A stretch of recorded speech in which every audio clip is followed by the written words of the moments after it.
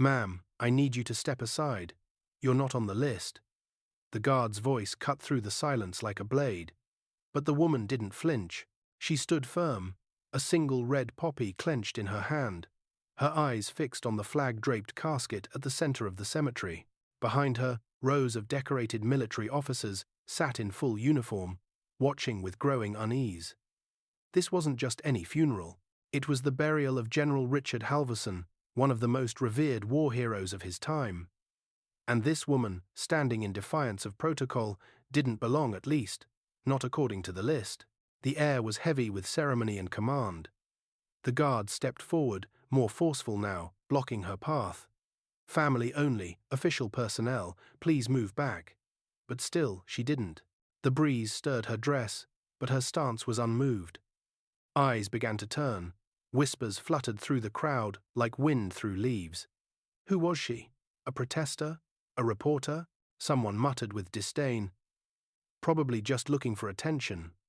But they didn't know, because 28 years ago, in a war-torn village halfway across the world, that same general had carried her from the wreckage of a bombed-out house.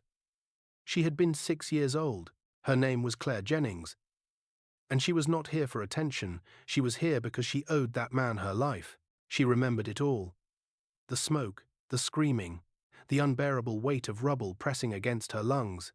And then, a pair of strong arms lifting her from darkness. He had wrapped her in his jacket and whispered, "You're safe now, little one." Captain Richard Halverson didn't just rescue her, he became her guardian angel. He ensured she got medical care, found her a safe haven, and even arranged for her eventual relocation to the United States. He checked in every year, sent letters, birthday cards, called on holidays. She wasn't his daughter, but he treated her like she was. And now she had come to say goodbye. "I'm not moving," Claire finally said, her voice soft but unshakable.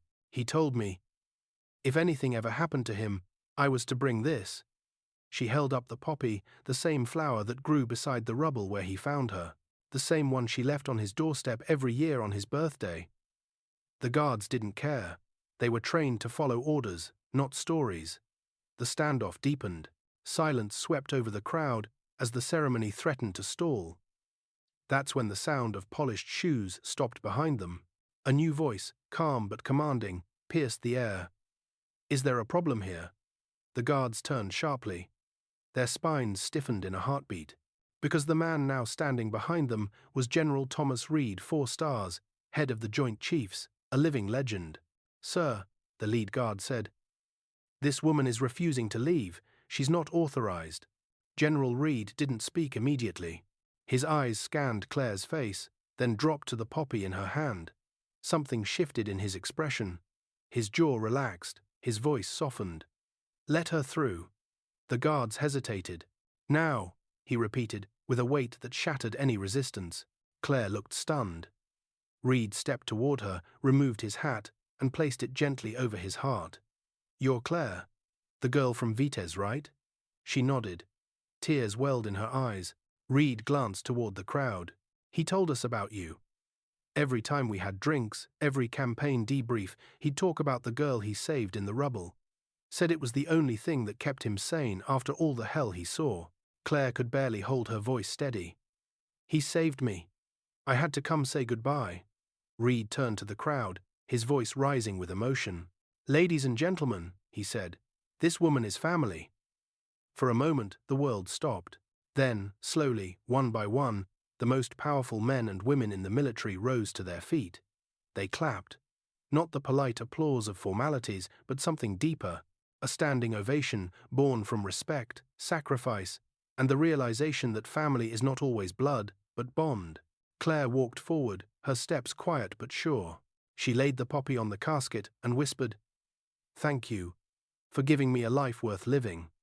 As taps played in the distance, she stood tall, hand over heart, surrounded not by strangers, but by the brothers in arms of the man who once carried her out of war. No one questioned her place again. Because sometimes the deepest connections are forged not by blood, but by bravery. And sometimes heroes don't wear capes, they wear uniforms and save little girls who grow up to return the favor in silence and flowers. Before we end this story, Let us know in the comment, where are you watching from? If this story moved you, don't forget to like this video, leave a comment, and subscribe for more powerful stories like this one. You never know, the next one might just change your life.